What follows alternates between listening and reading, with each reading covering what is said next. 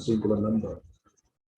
To begin at the very beginning, I must concede that each one of us has, during our lifetimes, been through the capricious changes that only time can bring, times of difficulty, unease, joy, and sorrow in varying degrees.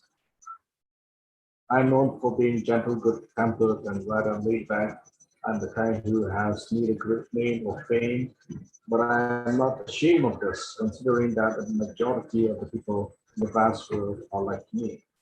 However, the instant that I am to narrate will always occupy a larger part of my mind. It has been a long time, yet I recall everything vividly. The incident, the cause of my misery and lifelong tears, that dismal October night at the Hotel of Vienna so long. After my transfer from Sialton village, I, along with my family, was headed south of Mizoram to my place of posting. We bade cheerful farewells to our friends, promising to keep in touch. En route to my new posting, I had to take a short stroll to Aizawl for a couple of days. My wife and my two children, my 7-year-old son and 9-year-old daughter, stayed behind at the Hotel Odeana, the best hotel in Dolon, along with all our belongings. To await my return, our reunion the next afternoon under the bright sunshine was a happy one. Sitting down to the dine, I decided that even the mundane sound of our children scrabbling over the cutlery was almost the most joyous sounds in the world. We all looked at each other and we knew we were happy. As there wasn't a bedtime enough to accommodate all of us, I decided to sleep in a separate room while my wife slept with the children. After dinner, they went to pick flowers from the hotel's sprawling lawn, and I busied myself with some of his work. It was then that it all started. On the bed beside me was a nondescript piece of paper. It was an old copy of Shillong Times. I hasn't been able to read that particular newspaper for a long time, but I must also admit that I do not even desire to see one. There certainly, there certainly was no love lost between Shillong and me. I deliberately avoided reading the paper, but at the same time, it held a strange allure for me, dated and old, though it was. I opened the pages and came across a column, personal column, something that had not been there before. But once I saw the insertion, D, if you could see my heart, it is bleeding out deep. I told myself the world is still the same and paying no more heed to it. I visit myself with the editorial. However, another barely legible insertion on the right-hand side of page 3, they caught my eye. I got it wrong. I read the insertion, my heart beating wildly. Dorothy and her little daughter, due to unfortunate circumstances, entered St. Mary's Convent. It may be recalled in this connection that Dorothy married a handsome man who later drank himself to death 2 years ago. Since then, life has been a hard one for her. She was originally a tea girl of an locality here. During my bachelor days, Dorothy was a name that was for me beautiful and profound. A name that had been embedded in my heart. Dorothy, I cried a lot. Dorothy, through the days that I lived. I read the item over and over again, but before I knew it was her. It had to be her and none other. It was her way of letting me know about her sad predicament. A long forgotten milestone incidents that had been relegated. The back of my mind came floating back in front of my eyes, as fresh and alive as those days of spring when the allure of romance with my one and only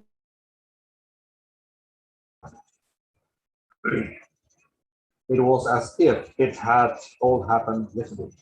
Time had not erased her memory. What was it about that so appealed to me? I could remember everything, every aspect of her being, attire, her physical features, her personality, and most of all, her delicate forehead fringed with the curly locks of hair that so suited her.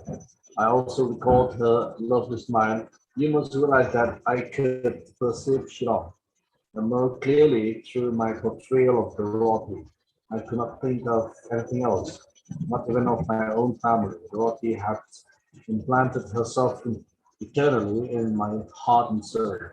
A long time had indeed passed since we parted, but she seemed to grow more vividly, beautiful with each passing moment, unable to hide my emotions any longer, I cried out aloud, Dorothy, I still love you the more. I have never experienced such deep affection for anyone else. My knowledge of love and romance was gathered from the novels I had read.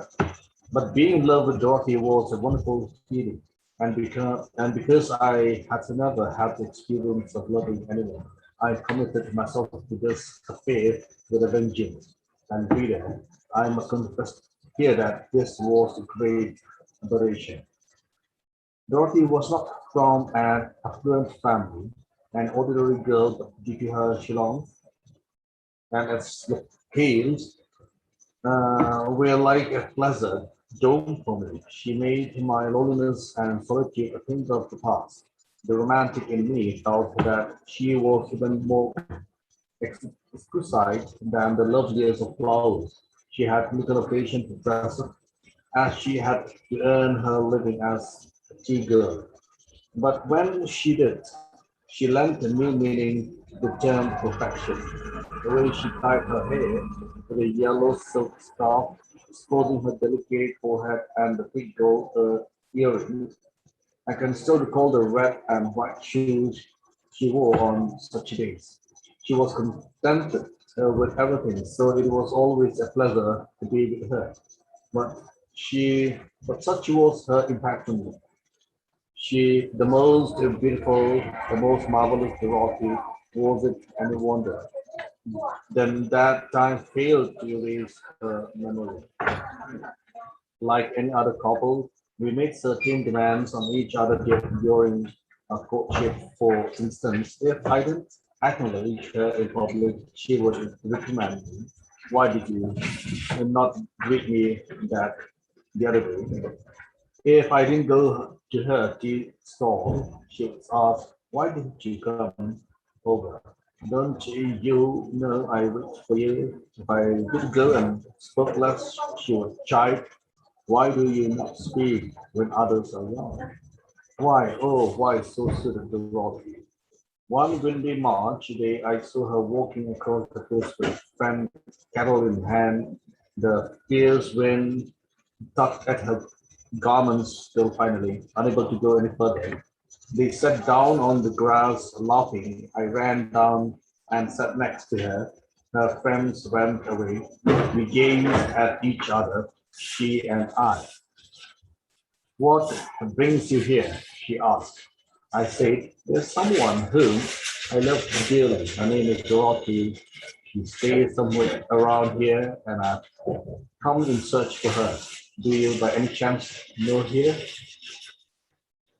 She replied, I certainly do. She is my best friend. What do you want of her? Know how long she intends to keep me waiting? Could she please confirm my status in the name of love?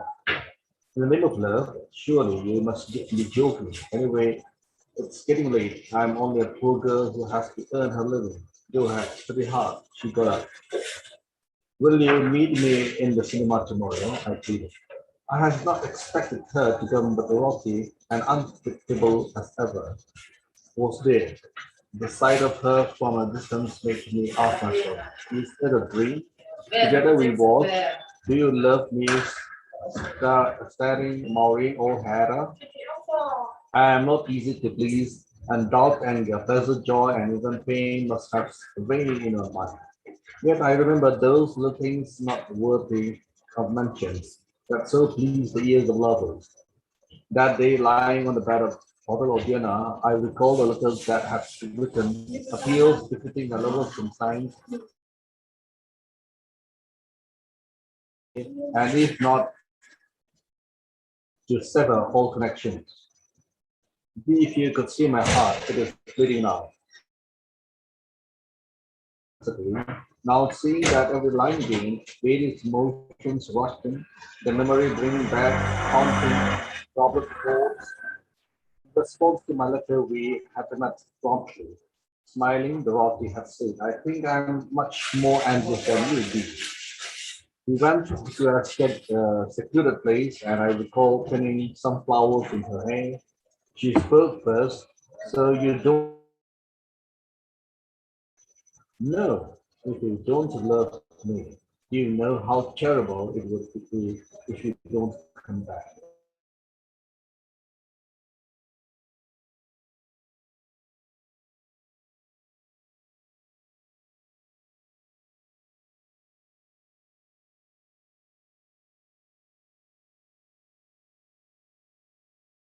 And face locked. Listen, me. Even if I did love you, what would you propose to do with her, to do with me? And I, in my utter innocence and lack of experience, woman, had no suitable answer. Yet her coy challenge excited me, and summoning all the courage I could muster, I replied, why, Colonel, this is what I would do, and took her in a long embrace. Oh, the intensity of that spell, it was on one moment in time when the earth ceased to be and the pleasures of life turned ethereal and eternal. When I awoke from my stupor, Dorothy drew a long sigh. Ah, if only fate had decreed that I were a little girl, she said. She had greater foresight about the impending cloud that was to cast its shadow over our relationship. On my part, I had no inkling whatsoever of the phantom clouds that were to ruin it. When she was by my side, there were none of those thoughts of darkness. My vision was blighted by her magical aura, and I could foresee nothing else. Unless you tell me the truth, I shall not go home. I declared purposely, refusing to stand up. She wanted to know how much clearer it would be, but what I wanted from her was some kind of affirmation, futile though it was. Listen, B, our final exams are almost here. After that, I shall leave for Missouri. Why are you detaining me like this without a real reason? Your countenance does not seem cruel. Why then is your heart so? I beseech, holding her hand and stroking the smoothness of her skin. Tell me, dear, like life seems impossible without you. I tell you, I would die without you. She avoided my gaze and then suddenly, as if waking from her reverie, said, listen, you say that you cannot leave. Surely you are joking. Go ahead with your exam, do well and go home. Will you please wait for me?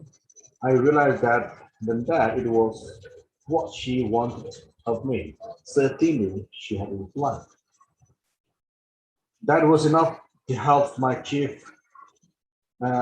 achieve my happiness. Dorothy had promised to wait for me.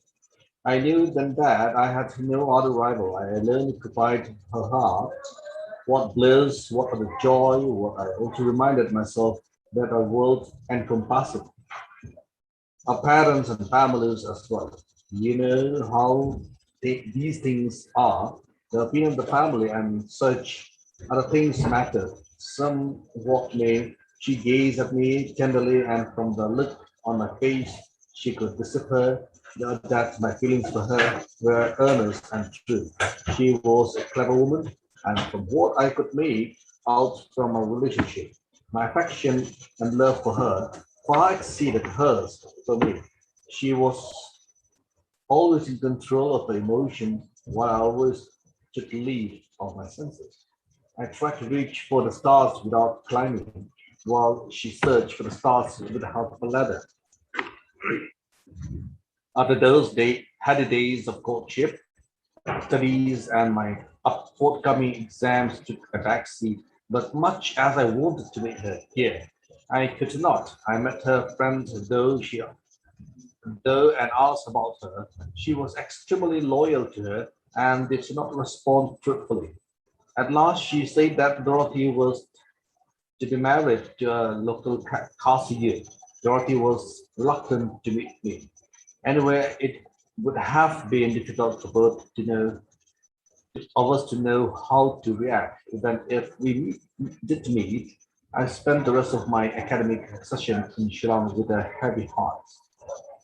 When I reached in Mizoram, it was with the burden. My weary heart, my mind was scared, filled as it was with the memories of Dorothy. However, I tried very hard to overcome my heartbreak and particularly promised myself that I would never return to Shillong. Time passed slowly and painfully, and during this interval, I was offered a job at Sialton. I met my wife Nuri there and was reminded of Shakespeare, the wise parts words. Men are April when they rule, December when they wed. For me, I think it worked quite the opposite way, for I was deeply in love and utterly happy. To tell the truth,